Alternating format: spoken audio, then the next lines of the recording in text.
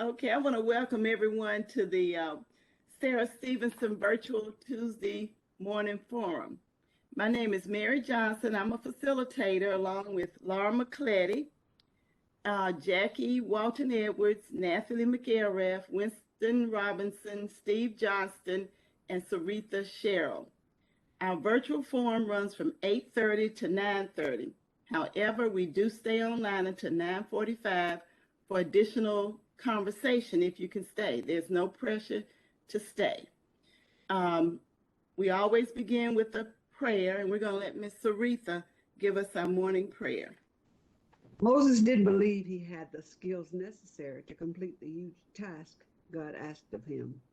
Instead of proclaiming, "Here I am," he questioned, "Who am I?" The demands of work, the expectations of family, the stress, the fast pace of everyday life can cause us to question who we really are. Worldly obligations replace spiritual foundations. The devil convinces us that we are not that special or talented. When God requests something, we require, "Who am I?"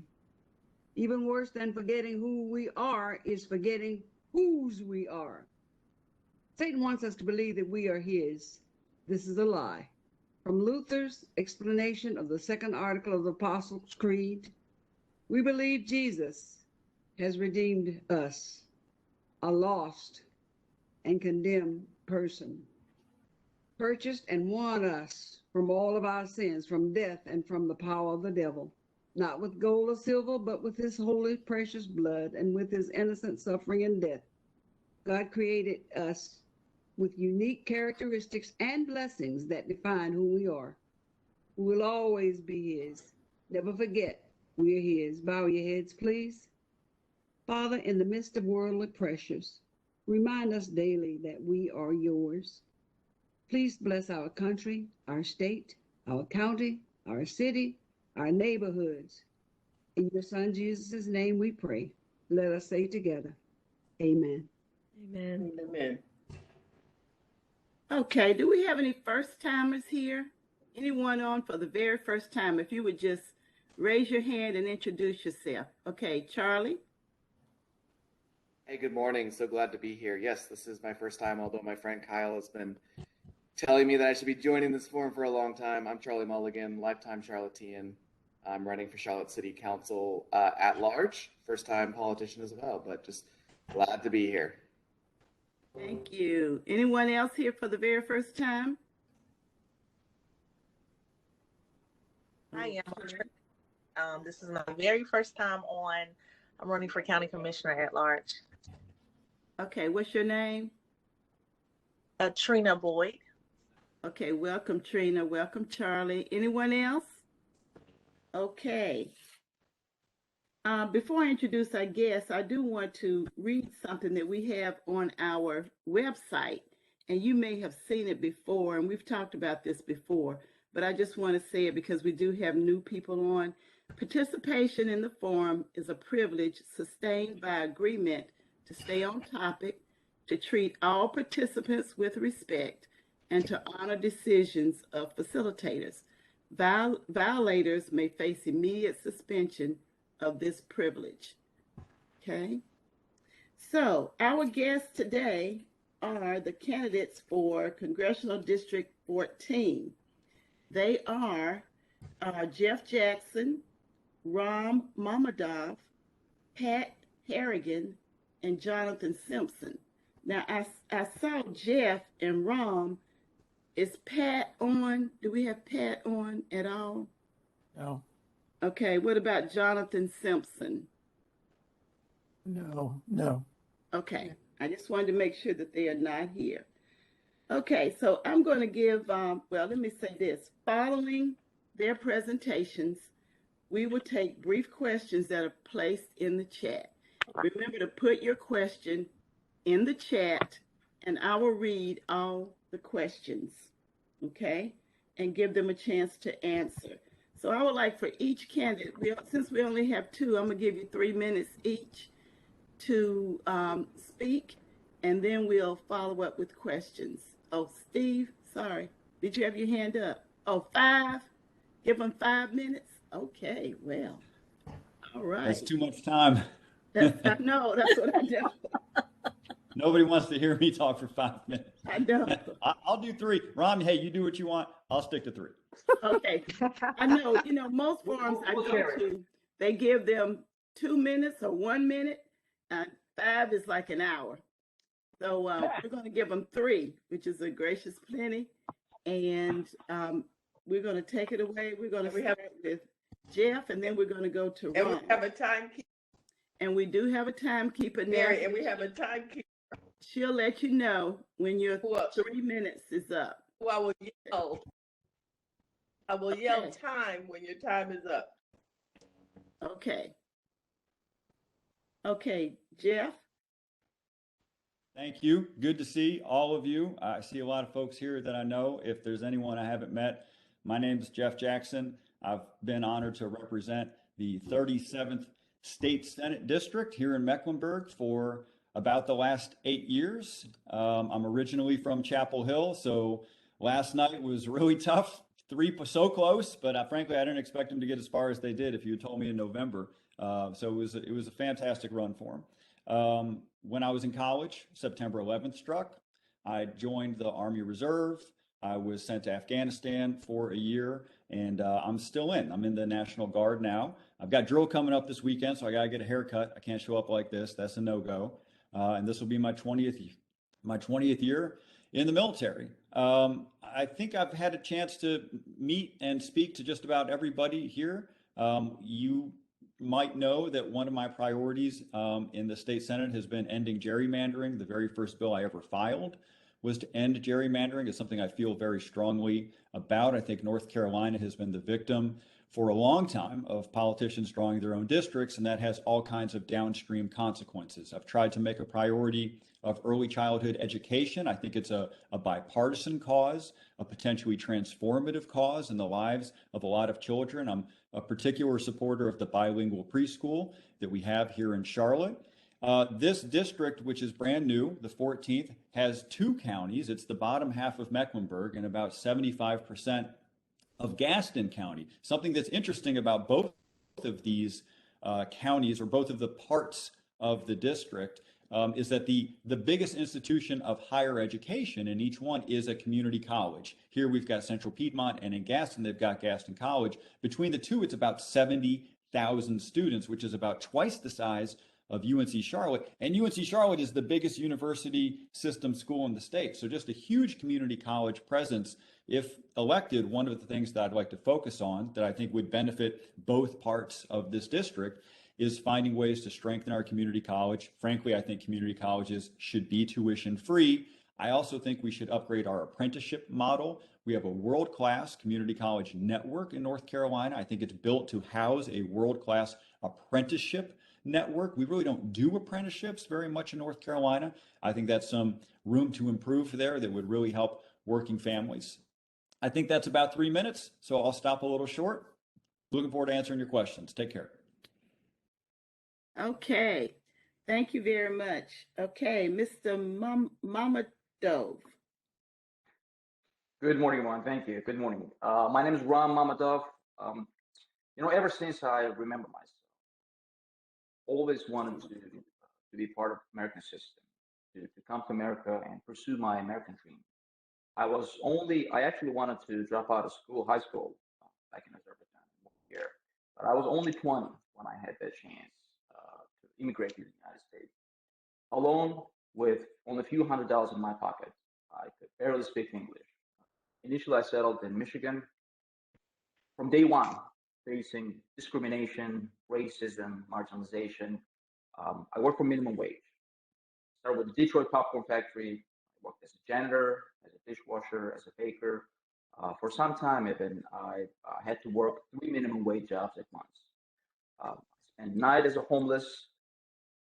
First 5 to 6 years, no health insurance at all. But along with challenges that I have faced here in America, I have seen the blessings of America. I worked my way through college. I graduated from a great Michigan State University with a degree in political science and international relations. I interned for one of the greatest senators in our lifetime, Carl Levin. He was a senator from Michigan. And all I ever asked for was nothing but equal opportunity. Now, why am I running for Congress? Personally believe in America from day one because I believe in our future. However, unfortunately, the future that so many of us losing hope for and giving up on our society, our economy, our politics, our possibilities as our needs go unmet. Uh, I want to preserve the American dream for generations to come. Now, for years, we have elected candidates, left or right, on their campaign promises to fix our healthcare, broken immigration process, to eliminate homelessness among veterans, to turn the minimum wage into livable wage, to invest heavily into education, especially in the rural and challenged areas, to decrease poverty level and provide affordable housing, stand up and elevate the common good for hardworking families and struggling communities. Why hasn't it been done? Elected representatives on their campaign promises. Why hasn't it been done? Because we keep sending the same old, same old, same old to represent us. We're getting the same results over and over and over again. We should ask any candidate who comes and talks about healthcare if they ever had to spend a night in an emergency room without a healthcare insurance card, or if they ever had to visit a dentist without the dental card, if they had to work for minimum wage and support family. For candidates who talk about affordable housing, we should ask them if they ever experienced homelessness. I always said that elected representatives and decision-making bodies, state, federal, they serve their communities best when they have a direct experience with challenges their constituents are facing. And in my personal opinion, the time has come to pass the torch to a new generation, not to those who have it made, but to those who are working hard to make it. Not to those who serve the status quo, but to those who serve every single taxpayer. To those who come with passion, energy, and creativity to leverage science and technology for solutions that elevate the common good. And that's why I'm here, because I believe in America, because I believe in our future. Thank you very much. Thank you so much. Okay, I'm looking for questions in the chat. Okay, I do have a question that came in by text, and that was Mr. Mammadov. What makes you think that you would do a better job than Jeff Jackson? How about for the first time in any debate, we keep it and we set the example for others to follow. Not to say that somebody's better or worse than me, right? We come with every one of us come with experience. How about saying how different we are? So I personally don't know Mr. Jackson that well. I'm looking forward to get to know him. But I'm not here to say that I'm better or worse than him. Uh, Voters will decide that. But I'm here to say how different I am and what difference that I bring to the table. And my difference comes with a personal experience. Every single issue on my platform comes from the personal pain, personal experience, personal challenge that I have faced here. And that's what I'm standing for every single issue on my personal experience. That's one thing. Second thing is the diversity. As we've been seeing that for recently, we need diversify our presence. North Carolina, ethnic communities been growing for the last 2 years. They need a strong voice, somebody who speaks their language, like literally speaks their language, but also understands what the immigrants moving to the Charlotte, to North Carolina, experiencing, and what kind of voice do they need? They are afraid that they're not represented, that they're not belong to the crowd. They need a strong representation, diversity. That's what I bring also to the table. Thank you for the question. Okay, would you like to respond, Mr. Jackson? I thought those were very good answers by Ram, frankly. I don't know him well. I've seen him at a few of these candidate forums. I think he's performed admirably, and I think he's worthy of your consideration. With respect to diversity, I think he makes a fair point.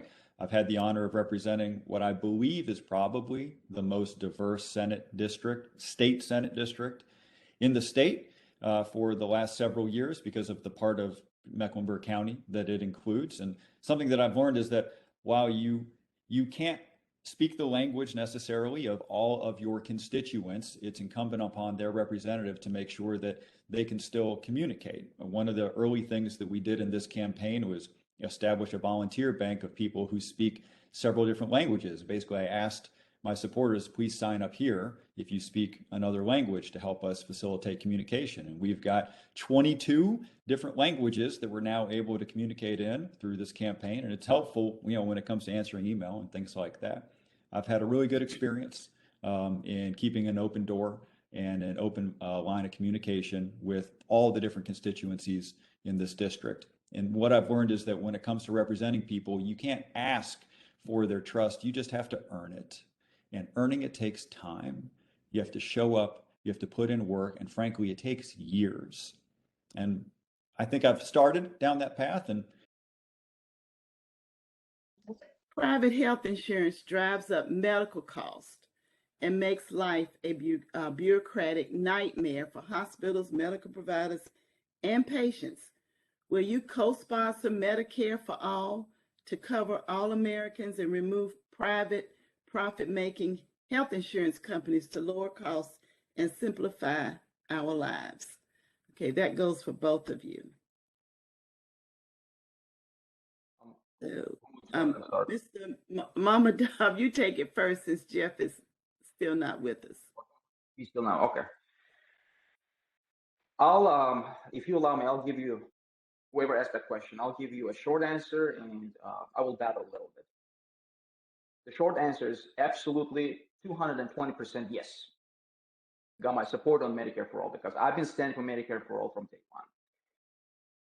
Today, 30 million Americans, almost 1 in 10 without any insurance at all. 45,000 Americans die every day as a direct result of not having healthcare insurance. Private health insurance companies and big pharma have profited of the pain and suffering of Americans with all the increased co-pays, deductibles, premiums. Medicare for All comes with so many benefits. One plan, one form.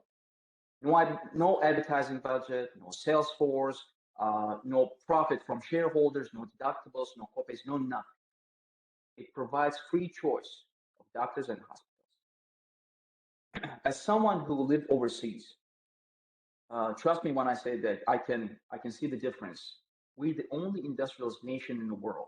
As in America, we're the only nation in the world where a household can file a bankruptcy because of medical bills while having a healthcare insurance. Go figure.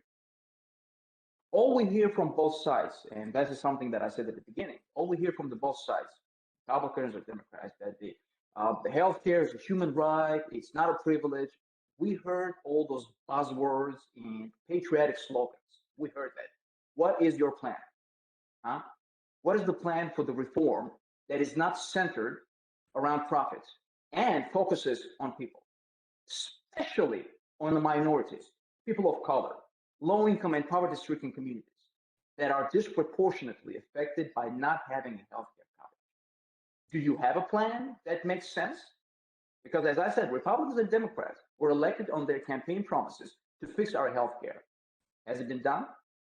No, it's not. I challenge anybody, Republican or Democrat candidates and others, to present their proposals and see how they stack up against Medicare for All. Thank you. Okay. Thank you. Okay, Mr. Jackson, are you back with us? Yeah. I hope so. I'm sorry about that. That's okay. Sometimes things just That's drop, okay. but here we are. Yeah. And I heard Ram's answer, which I thought was excellent. And I think he challenged anyone running to present a specific plan.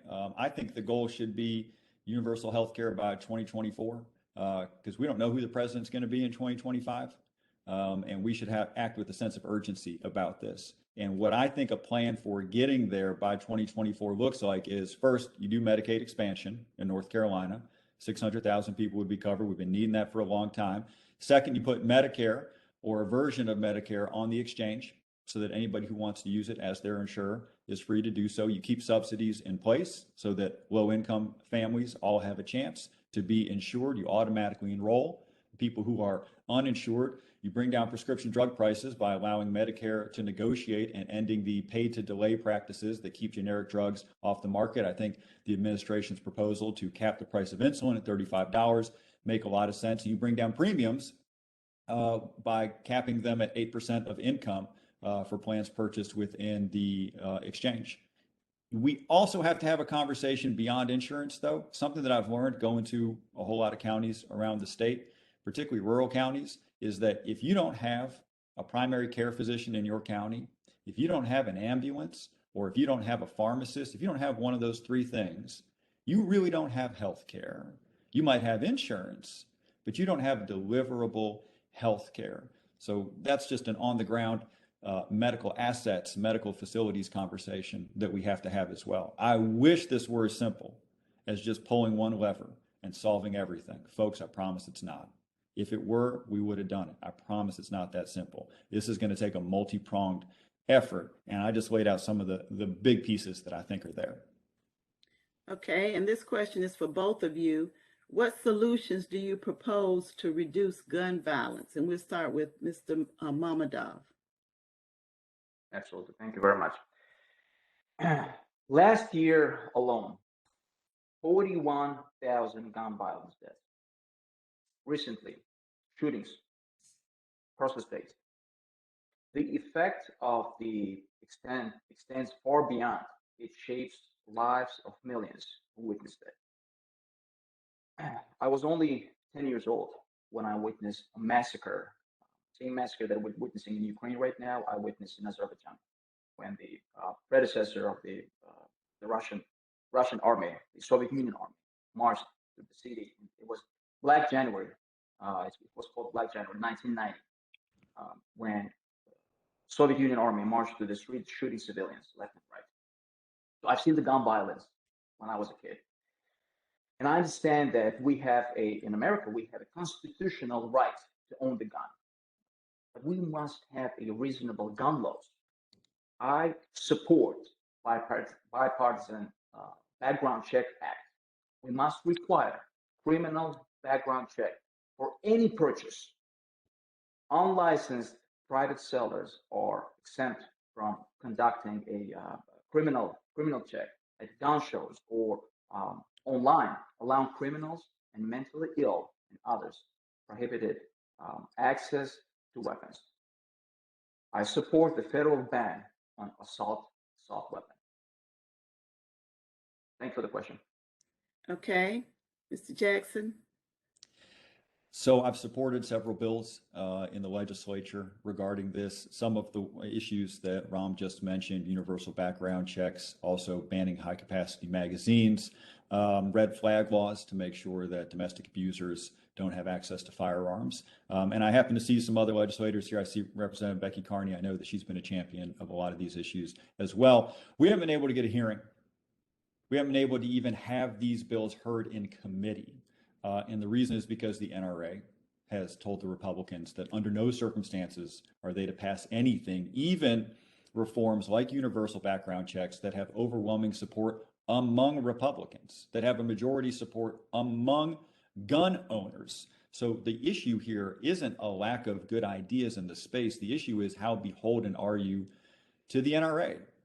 And what I'll tell you is I'm not going to take their phone call. I don't regard them as a good faith actor. I regard them as a morally and fiscally bankrupt organization that has just done a tremendous amount of harm. There's a broader conversation here that we have to have about crime. The rate of crime has increased over the last 2 years during the pandemic, and we should be candid about that. I was a criminal prosecutor in Gaston County before I joined the state Senate. I've seen some things work well when it comes to addressing crime, having really good officers work cases, which means funding and training have to be sufficient. That matters. Having a clear sense of who the repeat offenders are, that really matters. Here's what worked against us: not having enough substance abuse treatment options, particularly for low-level offenders. And that's partly due to the state's failure to expand Medicaid. Bottom line here is the pandemic threw a ton of people with addiction into crisis mode. And the effect on the crime rate has been clear. Thank you. Okay. And Jeff, I'll let you start this question. What are your priorities for promoting climate change legislation? That is an excellent question. And we could talk a long time about it. So I'm going to try to be succinct. And I will put in the chat right now, we actually have a written agenda for climate change. I'm copying the link. I'm going to put it in the chat. It's about 10 pages long. I wrote it myself and nobody read it because it was too long, but there you go. So you can see that we have it. In brief, this situation is overwhelmingly about decarbonization. We have to rapidly slow our greenhouse emissions, of which carbon dioxide is the leader, but methane is also a major problem. There are 5 major tasks, according to me, the way I see it. First, decarbonize our sources of electricity. That means we have to close our coal plants. We've actually passed some good legislation in North Carolina accelerating the closure of our coal plants recently. That's 1. 2, electrify as much of the economy as possible. 3, aggressively reduce methane emissions. They're a smaller percentage of total emissions, but they're much, much more harmful than carbon dioxide when it comes to trapping of heat. 4, enlist the agricultural community as allies in the space. I think this is totally doable. We've got some specific plans about how to do that. And 5, we have to scale up research and development to speed up the entire process. 2 things within research and development that are going to be really important. 1 is carbon capture. We're going to be doing a ton of carbon capture. We cannot get off CO2 quickly enough to stave off the worst consequences. There is no alternative but to do a lot of carbon capture. And the technology is not anywhere near as efficient as it needs to be. And lastly, with research and development, next generation nuclear is going to be a part of this conversation. The Nuclear Regulatory Committee right now is reviewing, and has been for quite some time, some new models for nuclear reactors along the line of what South Korea has in place. These are completely different than the light water reactors that we grew up with, the Homer Simpson style reactors. They are a completely different generation of nuclear, and that has to be part of the conversation as well. Okay, Mr. Mammadov. Same question. Okay. Well, I couldn't agree more.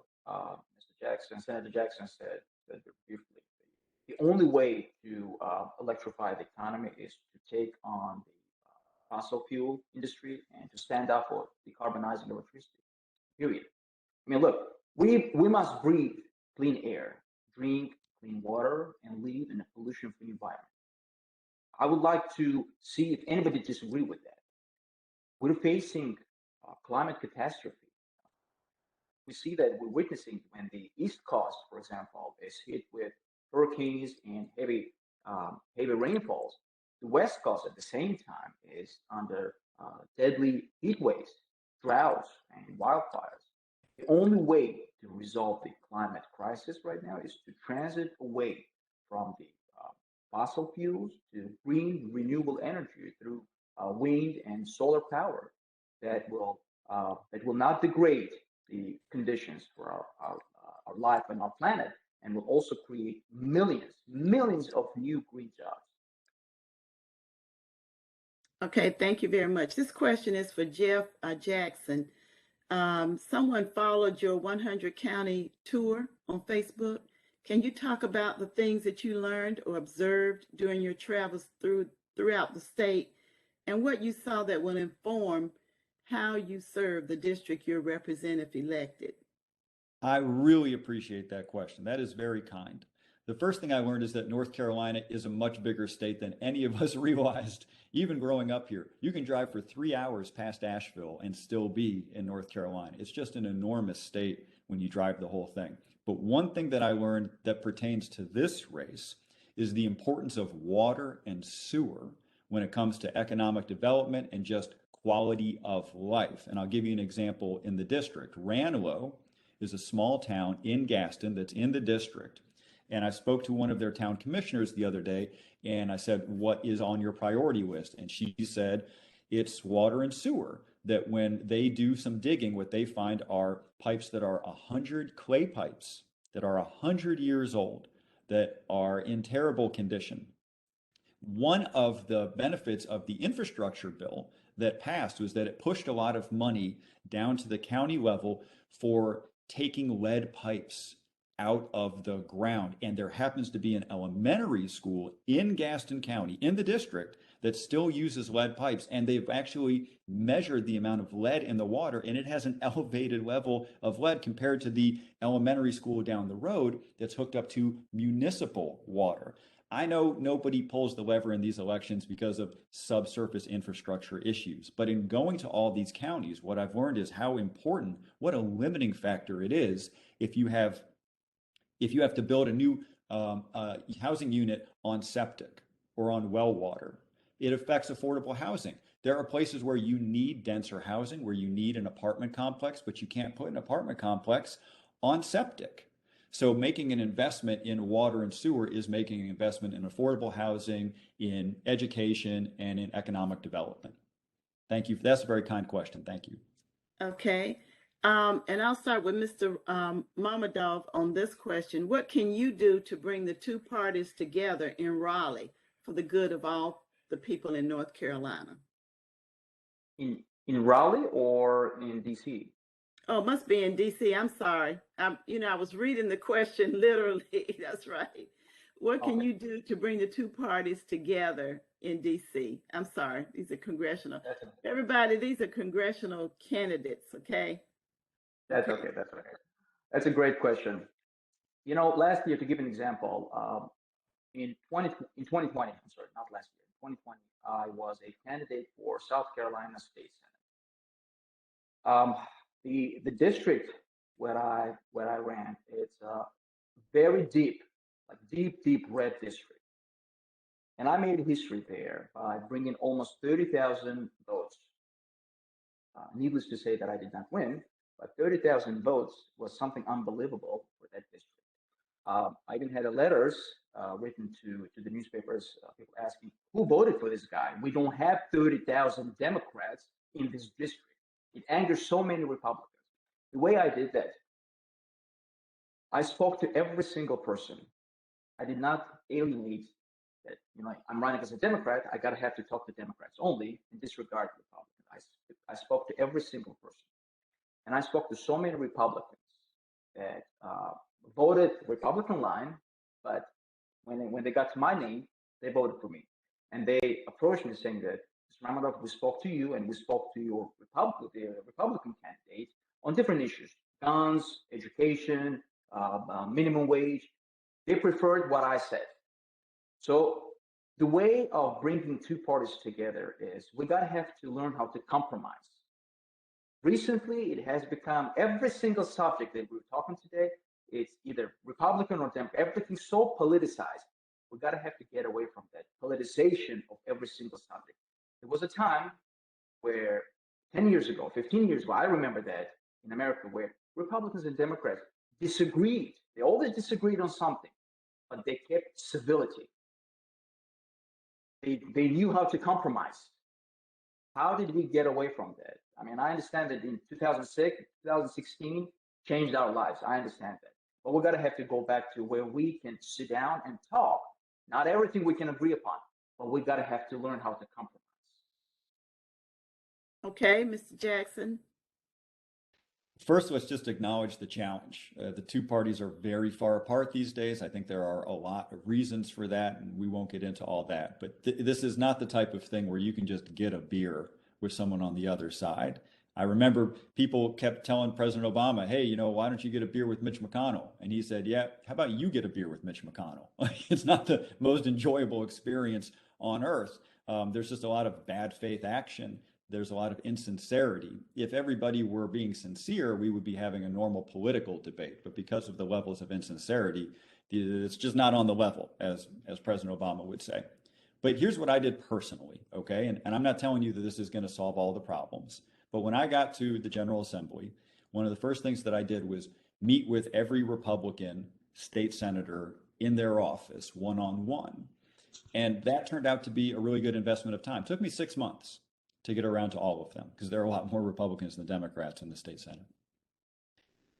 But having done that, I can point to every bill or every amendment that I ever passed, and I can trace that back to one of those early conversations. Those conversations are where you learn people's zones of reasonability, or zones of compromise, because they might be a real hardliner on a lot of issues, but they had a brother who got in trouble with the law and they didn't think it was fair and they thought he deserved a second chance. So, okay, you file that away. And when I file a bill to do expunction reform, I'm going to go to that Republican and ask him to be my co-sponsor, which I did. And we were able to pass major expunction reform for the first time in a long time in North Carolina to help people get a second chance. Or you talk to a senator who says, you know, I think that more people should be able to regain the right to drive. Okay, so you file that away. And when it's time to file a bill to help more people regain the right to lawfully drive, go to that senator and get that senator to co-sponsor the bill. I think it is doing a lot of spade work. I think it's doing a lot of legwork, and there is no lever that I can pull to make things magically better. It's just a willingness to engage in public service rather than public spectacle. In Congress, I think there's a lot of public spectacle and not enough public service. Okay. And this question is for Mr. Jackson. As a former prosecutor, what do you feel that you can do if elected about racial bias? That's a very good question. Let's talk about body cameras for a minute. I think body cameras are a very important innovation. I think it's very important to increase transparency around interactions with law enforcement. And there was a law several years ago that made body cameras no longer public, I can't remember exactly the phrase, public data or public information. And I was one of the few people to vote against that because I felt that there should be more transparency around body cameras because as a former prosecutor, I've seen the effect. And frankly, at this point, I think we've all seen the effect that body cameras can have in clarifying what actually took place in a particular situation. So I'm glad that I voted to keep body camera videos more accessible to the public rather than less accessible. I stand by that vote. I think that I've taken about 3,000 votes. They weren't all the right one. I've definitely made some mistakes, but I feel good about that one. Okay. This question is for both candidates, and I'll start with Mr. Mammadov. What specific legislation would you propose to deal with REITs buying single-family homes around the United States, but specifically Charlotte? You know, entire North Carolina has a challenge with affordable housing, racial wealth gap, lack of education, rise of poverty. Millions of people pay over 50% of income on housing. All that comes from the lack of affordable housing. My goal is to establish and increase the subsidy programs, low income assistance programs, low income tax credits, federal assistance, local government to develop projects, especially in challenged rural areas. I personally, from the research that I've seen, it can prevent 600,000 Americans from sleeping on the streets, on the shelters. And as I said, it comes from the personal experience. I experienced homelessness as well. So affordable housing, it is extremely, extremely important, not only in North Carolina, but all over the United States. It's extremely important subject. Okay. Mr. Jackson. So I just dropped in the chat 2 links. One is a link to our affordable housing plan. It's pretty detailed. And the other is a link that speaks specifically to this issue. So the question was, what can we do about REITs, real estate investment trusts, buying up single family homes in Charlotte? And there just so happens to have been a big Washington Post article 5 days ago about this happening. And I included that link. I really advise that all of you take a look at this. It actually has a map of Charlotte and it shows the different areas where this is happening with more frequency. And you can imagine which areas of our city that happens to be. So the basic problem is that we already have a shortage of homes available for sale in Charlotte, around the country, right? But definitely in Charlotte, we have a shortage of homes. There's just not enough supply. And what's making it worse is investment companies are coming in.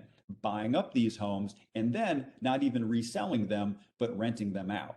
So it's having an effect of permanently reducing the supply of available housing. It's increasing the number of rentals, but it's decreasing the number of homes that you can own. We really want to focus on home ownership.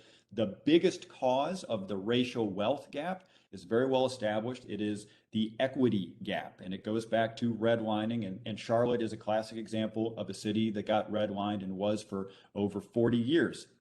You have to be able to build equity. That's where generational wealth really comes from in America, because of government policies that support and favor home ownership. And so we've got a serious problem here. The question is a good one, and it's just really hard to answer. The article pointed out some of the attempts to find a bill to pass or a law that would prevent this problem from happening. There really isn't a great one right now. It's not as we cannot pass a law banning REITs from buying these homes. So what we've seen is home ownership organizations organize their own defenses, and that's actually been pretty effective. My answer to this question is I actually don't know. I even looked up Elizabeth Warren's website a couple of months ago, because she's the one who's sort of famous for having a plan for everything. And even we kind of came up short here. This is a tough problem to solve. There are other things that I know we can do within the realm of affordable housing. We need to build more housing. That's first and foremost. That should be a through line through the entire affordable housing conversation. We need to build more housing. And then there are some things around Section 8 or housing choice vouchers, particularly in Charlotte. We've got a major issue there as well. Before I end, I want to commend our city council and our mayor for having made affordable housing a major priority, having put a historic amount of money into this, but more work to be done. Okay, thank you. We have a question regarding children in schools. And we know that we do have many vulnerable students, children and families in Charlotte, not only Charlotte, but all over the United States. And we know that COVID actually exposed a lot of this. So how do you plan to support educators, school systems, and organizations that are serving the most vulnerable students and families? And we'll start with Mr. Mammadov. Thank you. Both state and federal government, they need to increase investment in public education, vocational training, facility modernization, teachers' pay, and I'll touch base on the teachers' pay separately. Classroom supplies, textbooks, and graduate teaching development. I strongly support the universal access to pre-K, childcare, and public college, regardless of income, to make sure that no working families pay more than 7% of their income on the childcare. Now, my focus as a congressman, my focus will be on substantially reducing child hunger in America by increasing investments in school lunch programs and food stamps. I mean, let's face it, so many kids depend on the lunch program, because for so many families, that's the only place for kids to eat. Substantial investment in school lunch programs. I want to make community, I said that from the beginning, I want to make community colleges in America, not only North Carolina, in America, tuition free. Substantially increase Pell Grants to reduce the cost of colleges for work-class students, and make a historic investment in HBCU. Now, give me one more second to touch base on the teacher's salary, especially what I want to say. And I would like you to follow me. There's the chain of reaction that starts from one word, better. If we raise teachers' salary, give them a better salary, then we will attract and retain better teachers.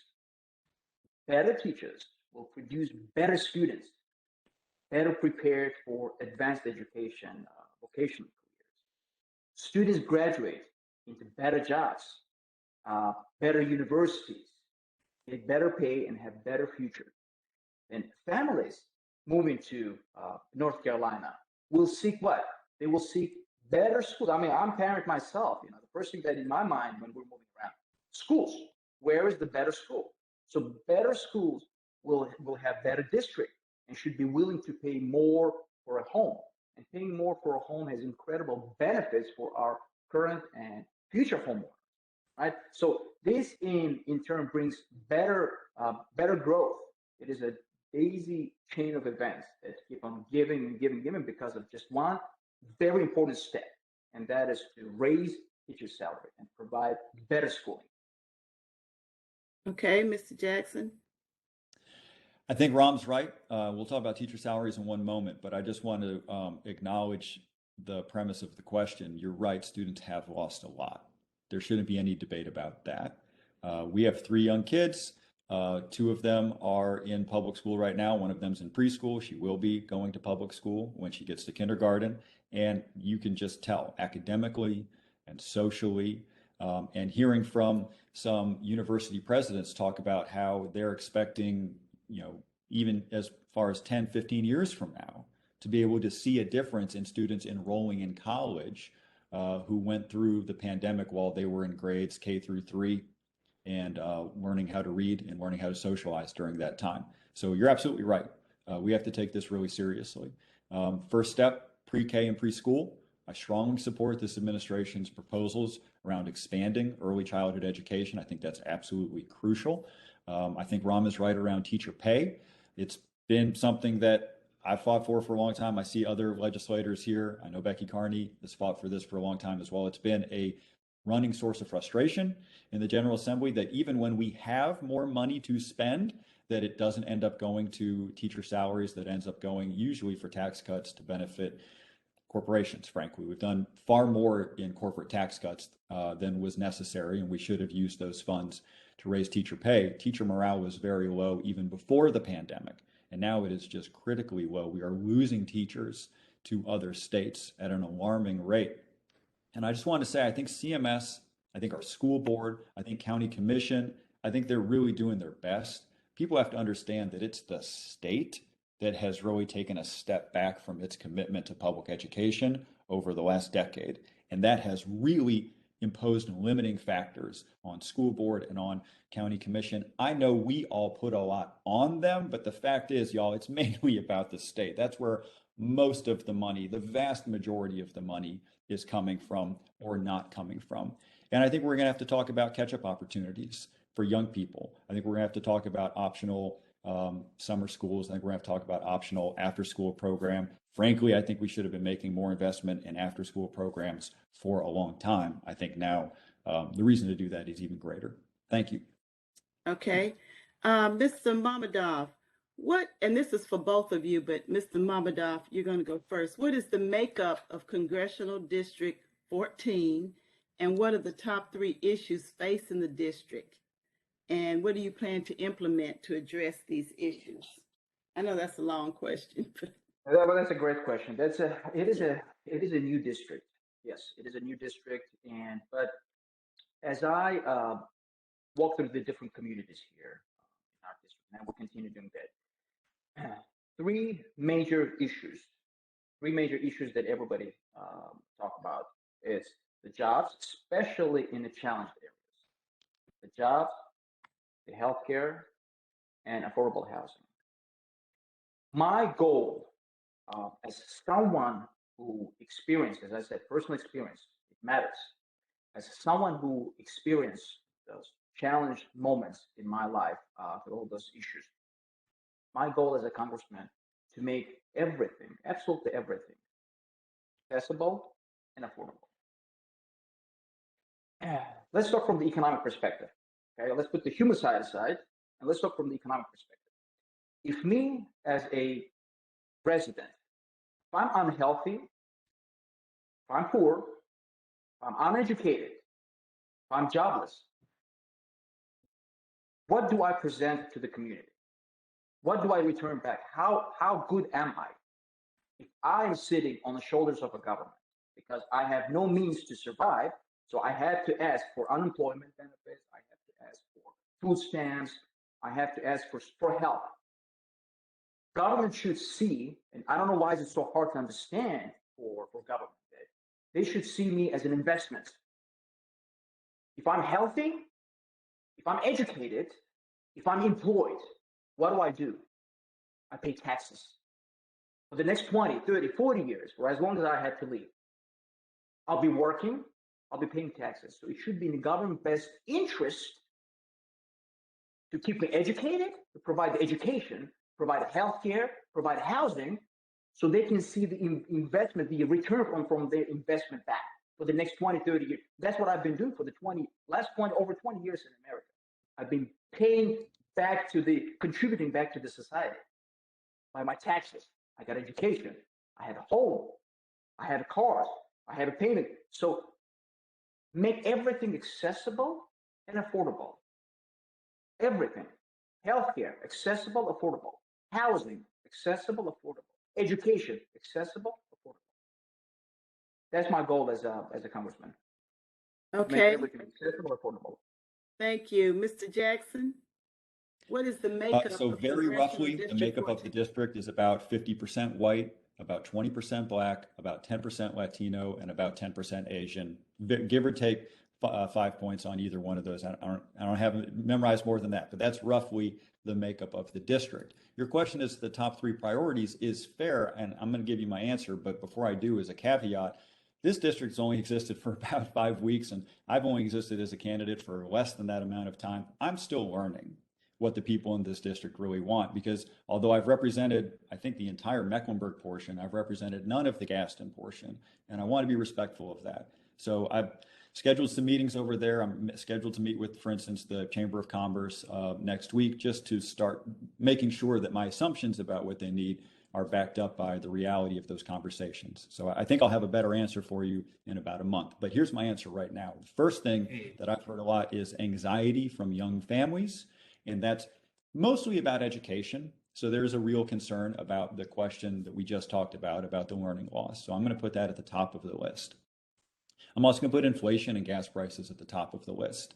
And specifically with respect to inflation, one thing that we could do, about a third of inflation, according to our U.S. Secretary of Commerce, Ms. Raimondo, is from auto manufacturing and the fact that we didn't have enough microchips to make as many cars as people demanded last year. So that's a third of inflation right there. There's an act before Congress called the CHIPS Act that would ramp up domestic production of microchips, and that would help a lot. And that's something that I would support. And then third, I'm going to say, for this district in particular, nationally, the top priority has to be voting rights, okay? But I think the question was about this district. I would say in third place is going to be infrastructure, not only for subsurface reasons that we already talked about, but also because how this region generally functions is as a huge inland port. There are only 2 cities on the East Coast that are of this size, or 2 metropolitan regions that are of this size and aren't on a big body of water, and it's Charlotte and Atlanta. And it's because we've set up to function as a big inland port through a combination of the airport, 2 major interstates, and a major railway coming through here. That's what's giving us a big piece of the global economy. It's really important that we maintain that investment so that we can make sure we continue to grow. You can reach 90% of American consumers within a 90-minute flight from Charlotte, and that's why this airport is probably the most valuable economic asset in the left half of the entire state. This airport just blows gold over this region every single day.